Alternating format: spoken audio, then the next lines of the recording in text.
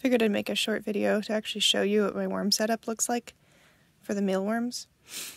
Originally, I did this 3-tier setup, and the top one had window screen on the bottom. The idea was that the beetles would mate, lay eggs, and the eggs would fall through the window screen and go into the drawer right below.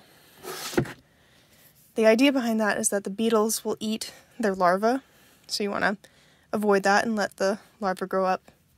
Problem I was having is that the beetles kept eating through the window screen, making holes and falling into the lower tray anyway.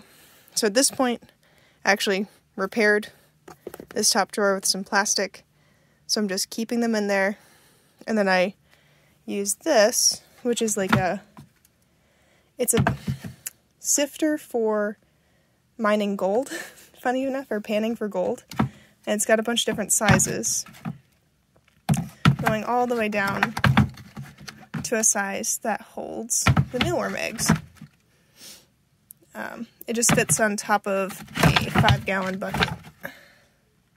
I think there's 1, 2, 3, 4, 5, 6 layers.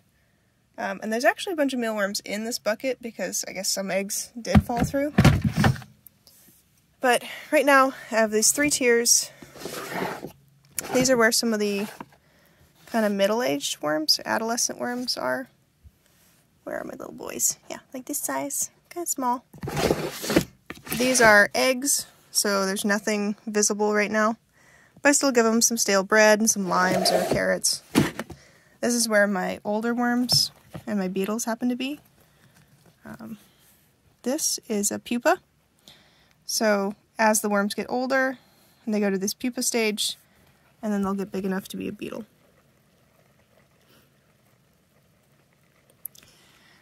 This is pretty good size to eat or give to your ducks or chickens. And all I have to do is dump this whole tray into here, rattle it around. This one gets pretty much the beetles and all the really large chunks separate, so they can go back into their own drawer. Then the next layer you get the larger adult worms that you can either eat, feed to your chickens, or add back into your breeding program. And then you get smaller, you have the middle-aged worms, the teenagers. I tend to put them in their own drawer so they can grow up. And then the very last layer, the finest mesh, I tend to put into its own drawer to just grow up and turn into larvae. Ideally, you would be able to filter out the frass and dump it, but because they've been eating through the window screen and I've been having issues around that, they kind of get to hang out in their frass a little bit longer than I really want them to. But this has been working for me. I have a pretty good amount of mealworms in a really small setup. You could probably even compact it a little bit more. These could go into this drawer, but I wanted another just another spot to let them grow up. And I am currently like revamping the system a little bit. But yeah, I really love these screens. You can definitely get away without them. I was using just a regular like mesh colander, and that was okay. I just really enjoy this because then I can separate them out by ages. And that's it. I feed them all kinds of stuff. Citrus, corn cobs, stale bread.